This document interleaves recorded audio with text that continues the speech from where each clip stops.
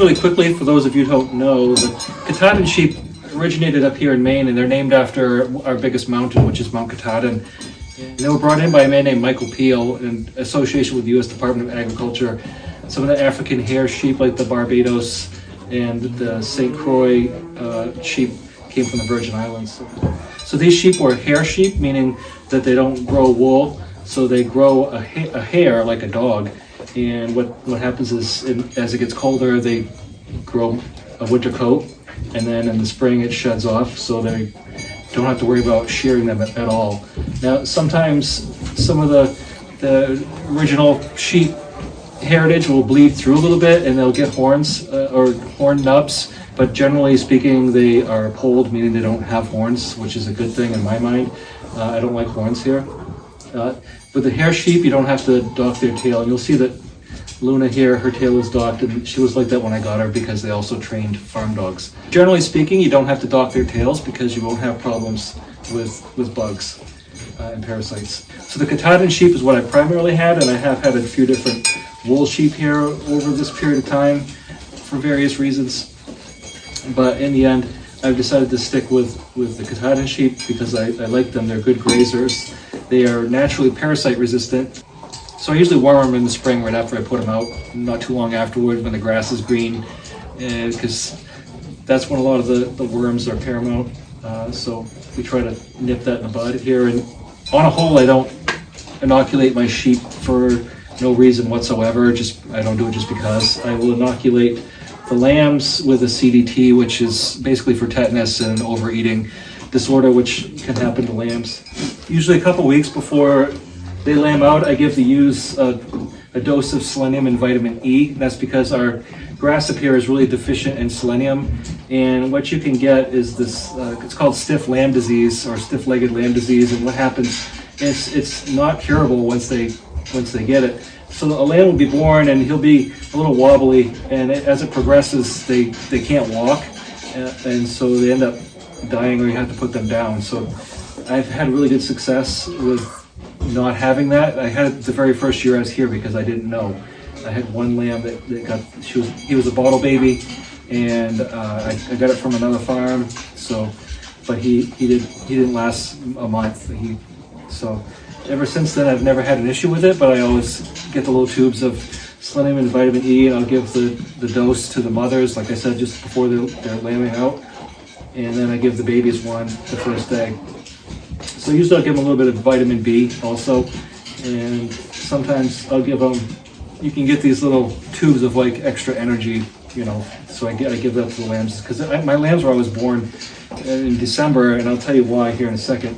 But I usually don't, like I said, I don't just go through and give shots and everything, but they do get a CDT because of tetanus. This is a 200-year-old farm. There's still metal kicking around.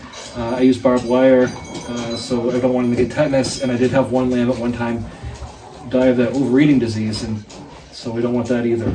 So that's pretty much what they get. And unless something happens, I've got a video on bloat, so we can use baking soda to take care of that.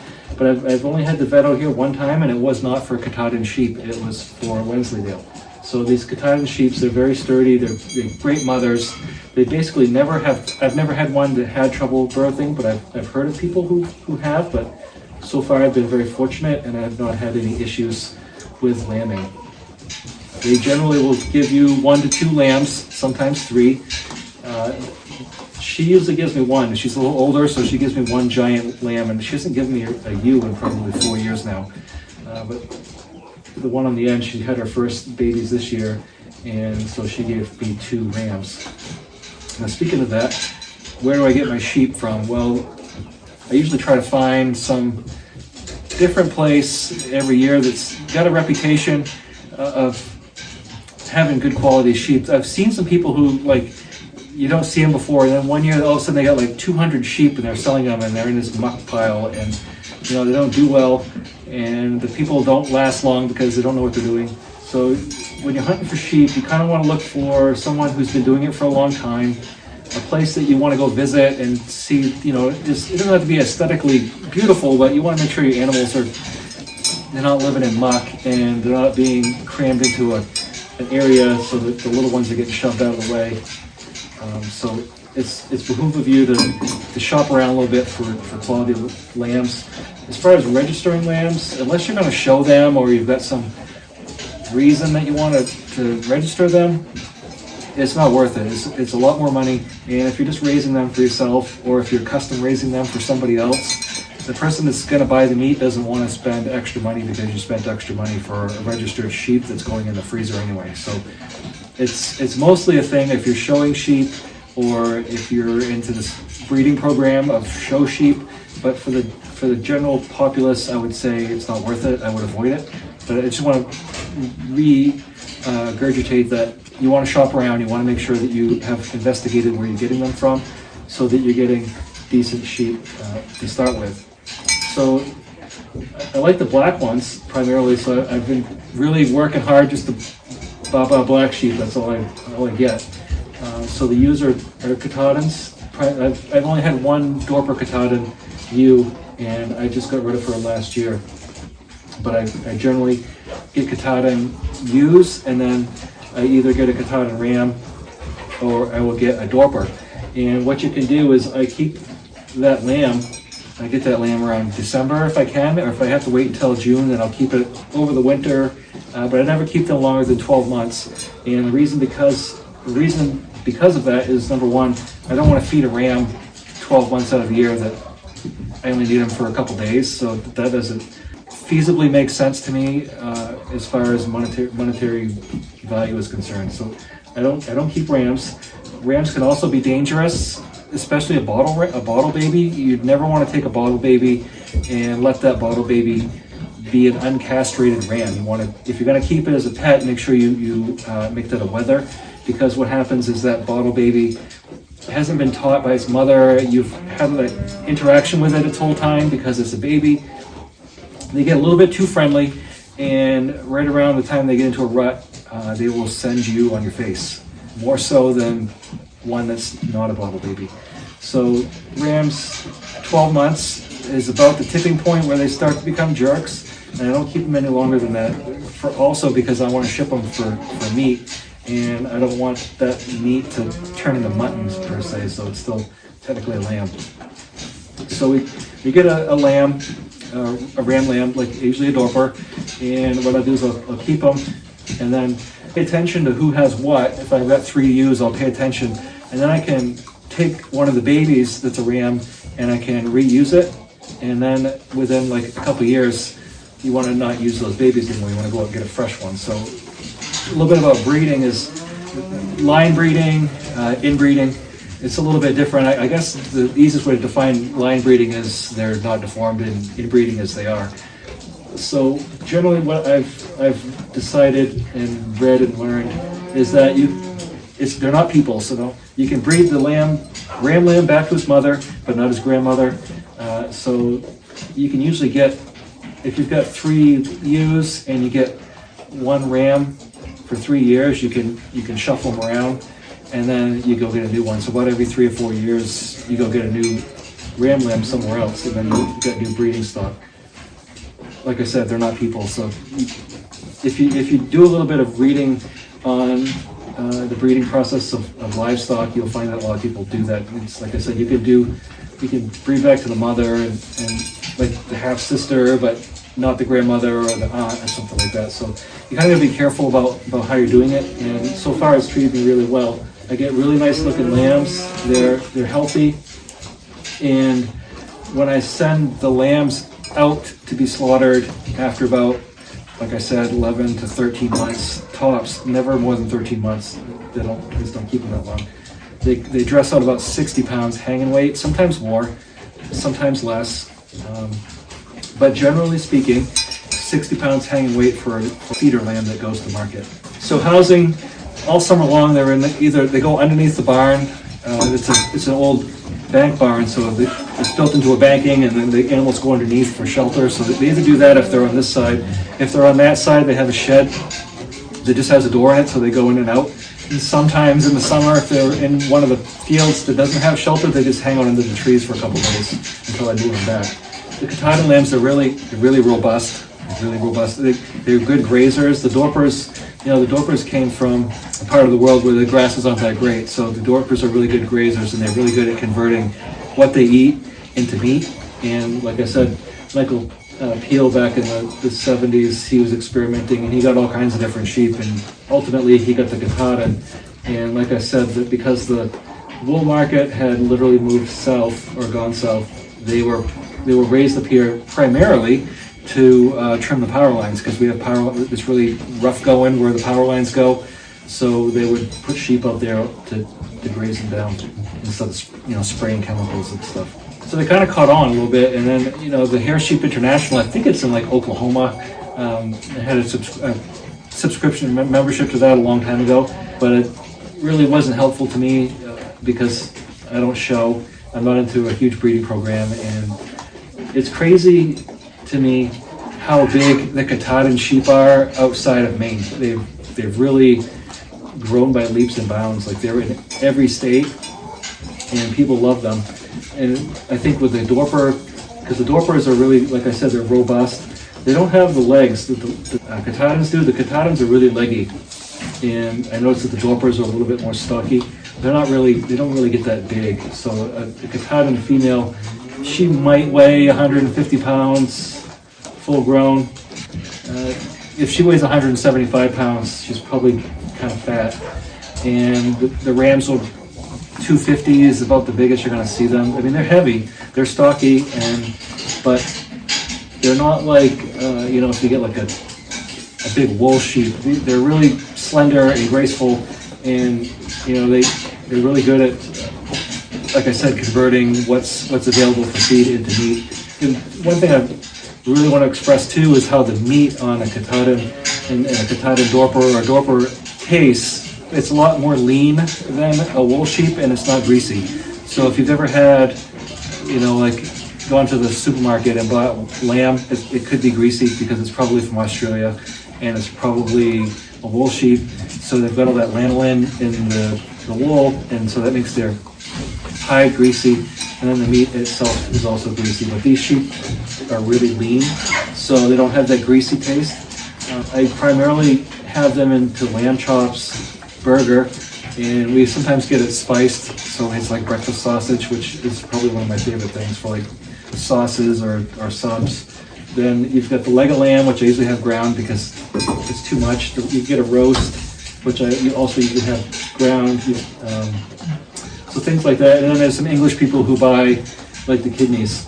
If you have a market close to a city, you'll have a lot more ethnic diversity, so you'll probably have a better ability to market lamb, because it seems like in the United States, those of us who have experienced lamb, we like it, but a lot of people who haven't had lamb, or they've experienced the older, like mutton or something like that, they don't like it. So we're one of the few countries where I really like lamb very much. The marketing of lambs can be challenging. It can be challenging to market your meat also. So what you want to do when you are thinking about a herd, like who is going to buy or eat the sheep that you're getting? So, like I said, I've seen people who get like 200 sheep here in southern Maine or western Maine here, and we don't eat that much. We don't eat that much lamb here, and maybe around Portland we got a lot of ethnic diversity. But once you get away from Portland, especially, it's pretty much beef and pork and chicken. So if you're out in East Gish somewhere and you buy a bunch of sheep, you may not have a real good ability to market your lambs, especially for meat. You may be able to market some starter flocks for people who want to raise them for themselves, but as far as like a whole bunch of sheep that you're sending off to market for meat, you really want to take stock of where you live, because you get yourself into a situation like I've seen a lot of people do, where they get, like I said, 200 sheep and then nobody wants them, and then what? Sheep right now, they're going Katahdins around $300 here, and it goes up if you want breeding stock, if you want registered. So you could be up to like $500 pretty quickly if you wanted like a registered breeding ram. And some of the people who are selling them, it's like their judgment of what's a breeding stock and what's not is a little sketchy. Like this guy right here, he's a little bit younger, And I'll bring you over here and show you some of these lambs here in a second. He's a little bit younger. He's really stocky, and he's doing well, but he's smaller than these other two. And even though he's all black with a white tail, he is a cross. So sometimes you might get a cross and it looks like a Katahdin, or you might get one that just looks like a Dorper. Use your judgment on which ones you whether and which ones you keep for breeding stock. And you also want, like I said, it can be really challenging when you go in like Craigslist or something and you see people got sheep and you go out there and it's not what you thought it was. Once you've been raising sheep for a while, sometimes on Facebook there are groups for sheep, but I don't do Facebook. I just think it's evolved into a cesspool, so I've long since departed Facebook. But Craigslist oftentimes has lambs in there, so you can get them.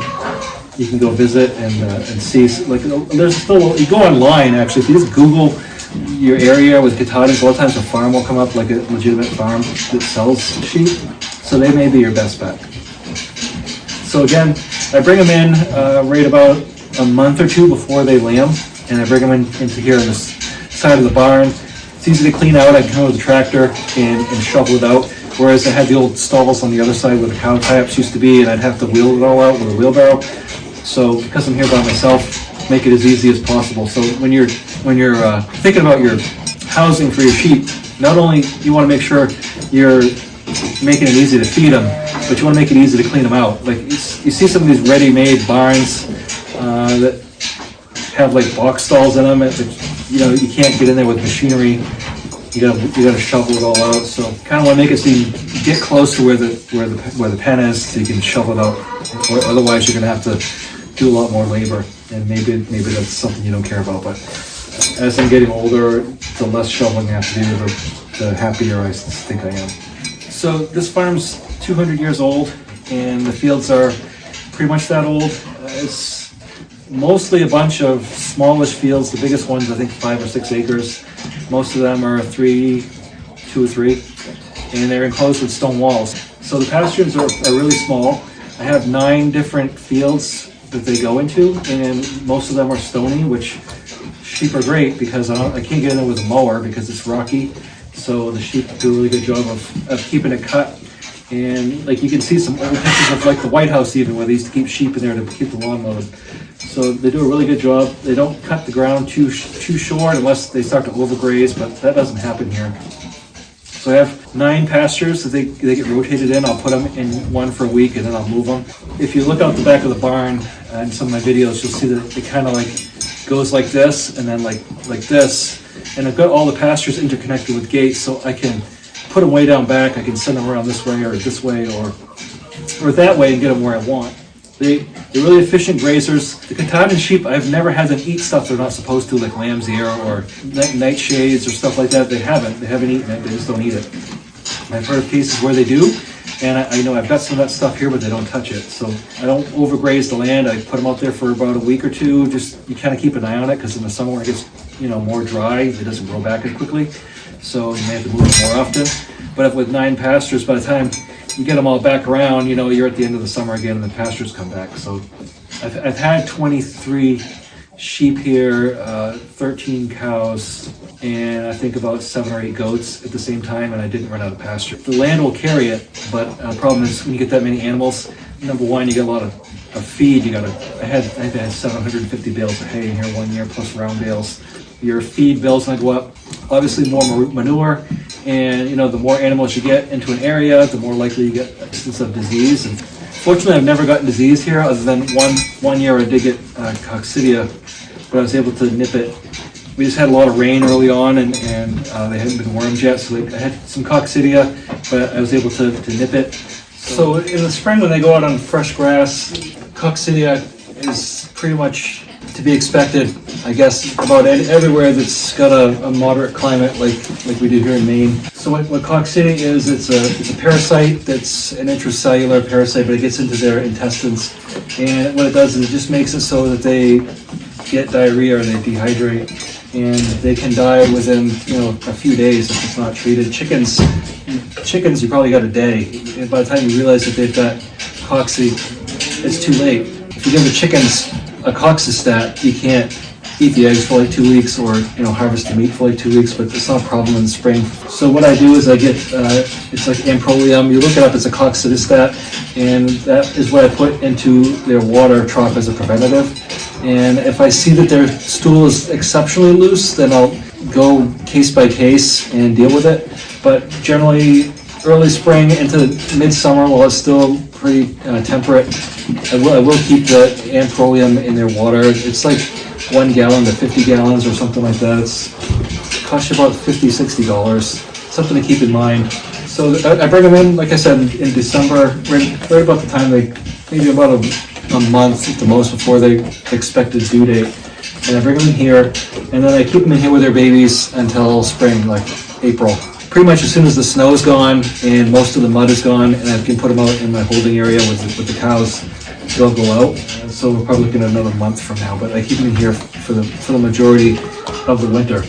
And it's just so I can keep an eye on the babies. I mean, maybe you don't have to. Maybe you can put them out in the 3-sided shelter.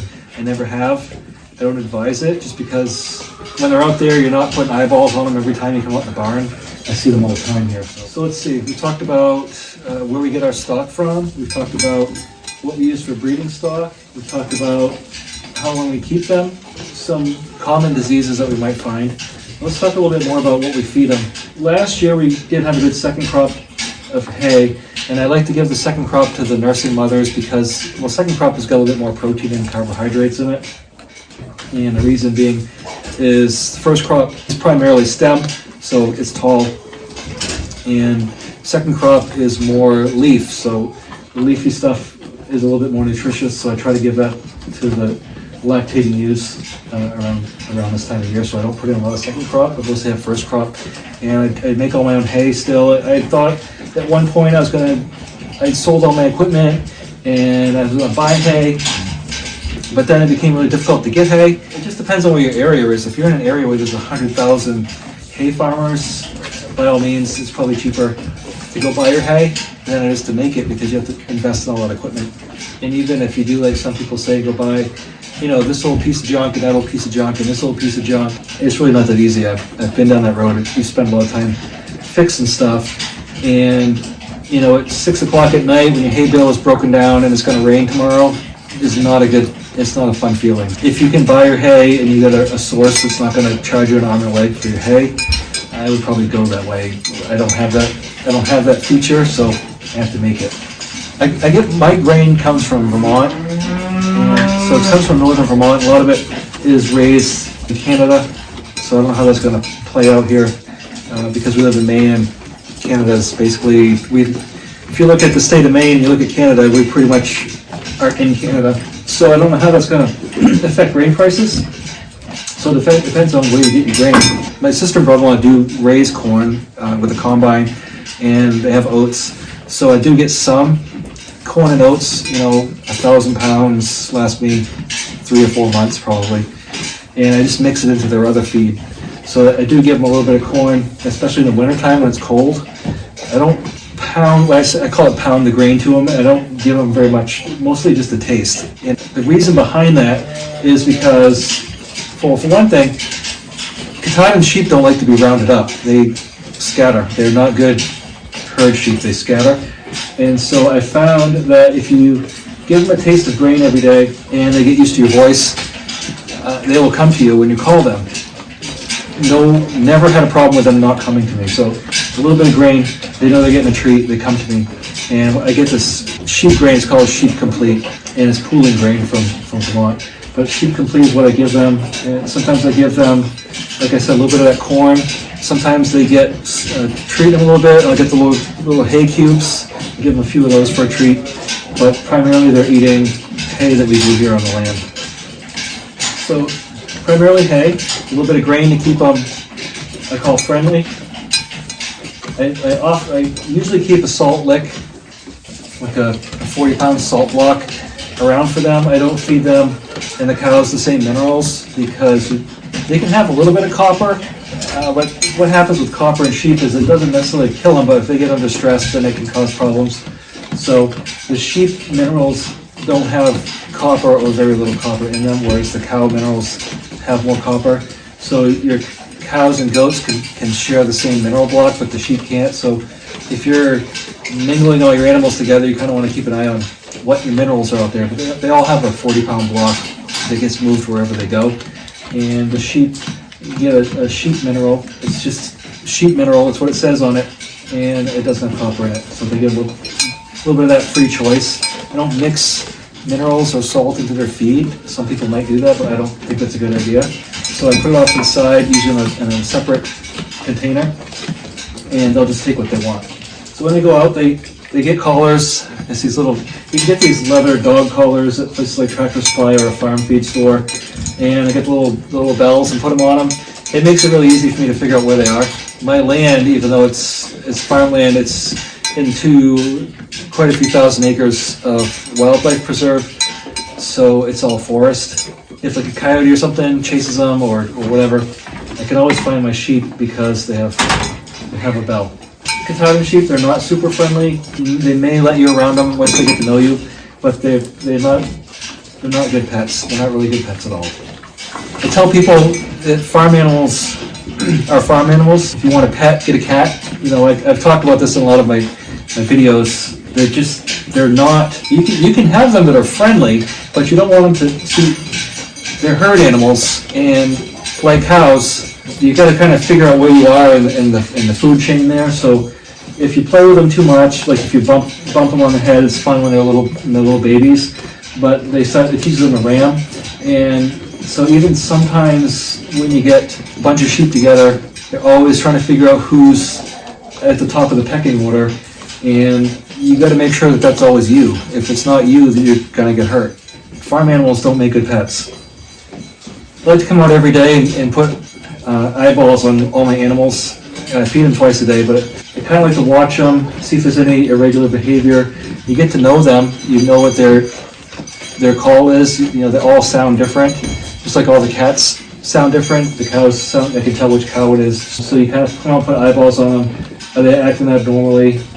Is anything just out of place? And you know, it's kind of like a passive thing as you're taking care of them, but you're still putting eyeballs on them to make sure everything seems right. So the reason I said again is I haven't bred for December or early January is because I like to get them shipped out before the next winter, and that way I'm not keeping and feeding another animal all over.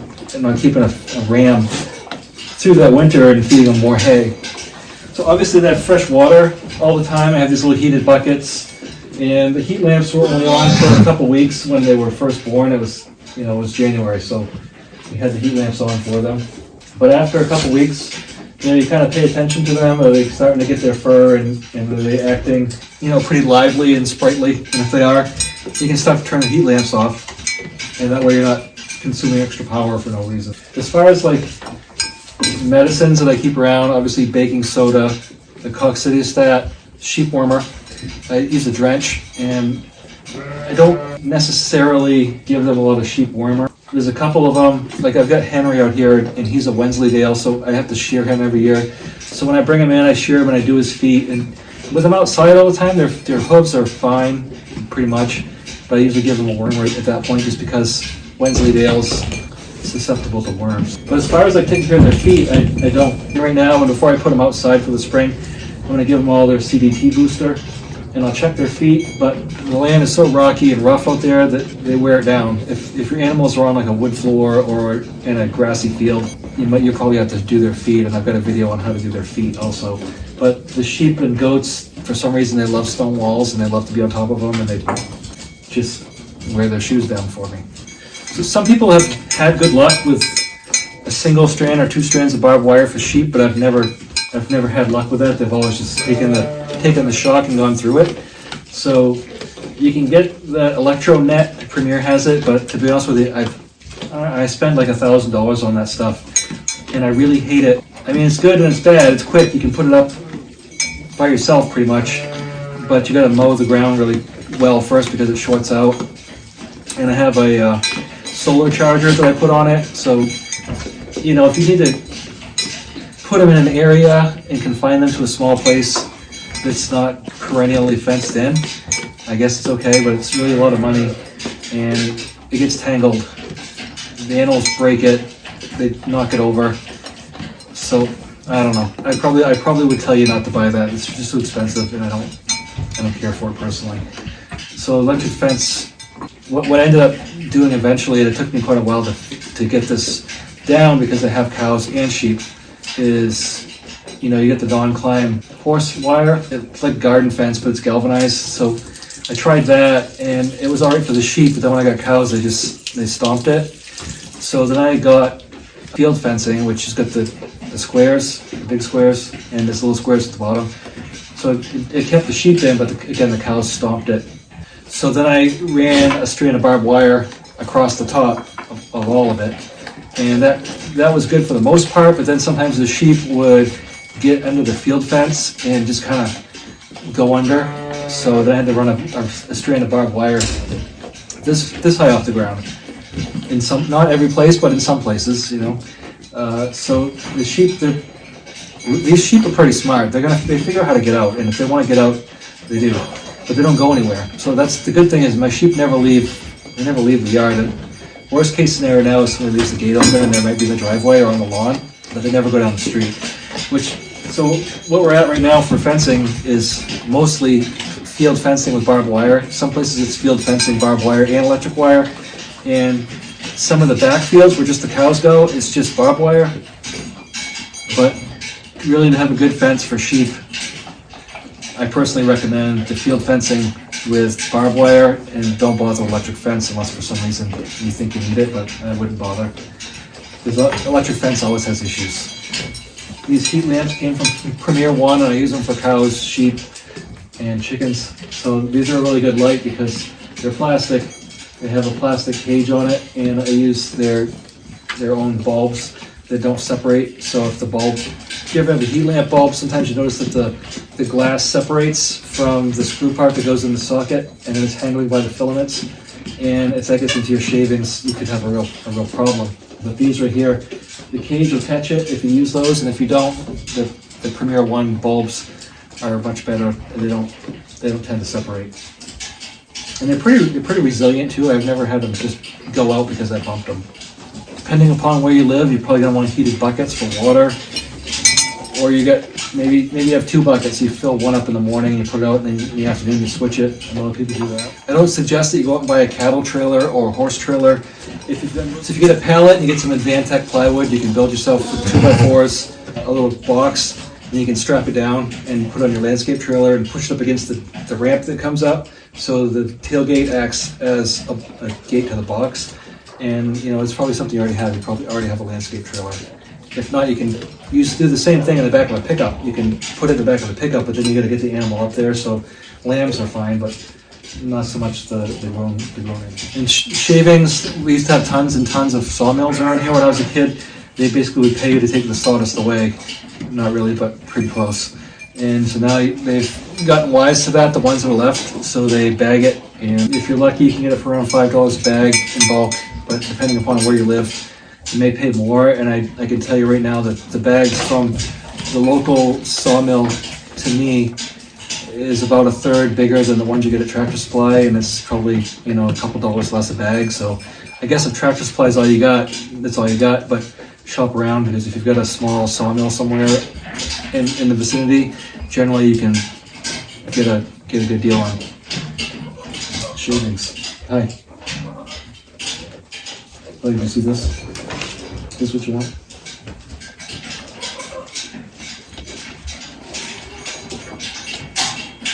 Sheep have top and bottom teeth, so like horses, you want to keep a flat palm.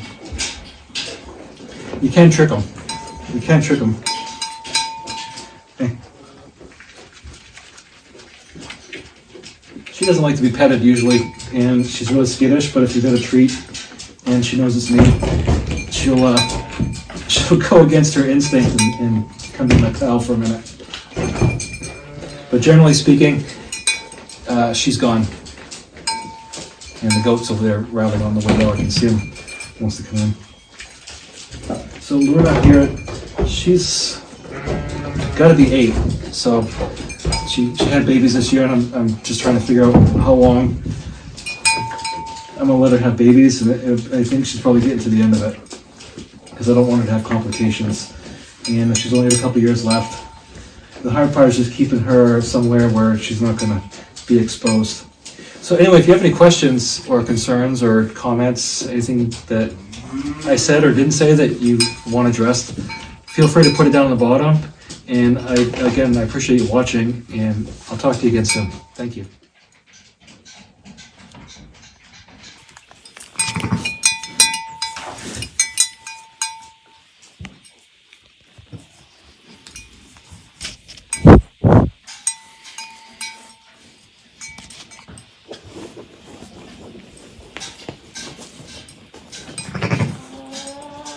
They have really interesting characters, a lot of personality.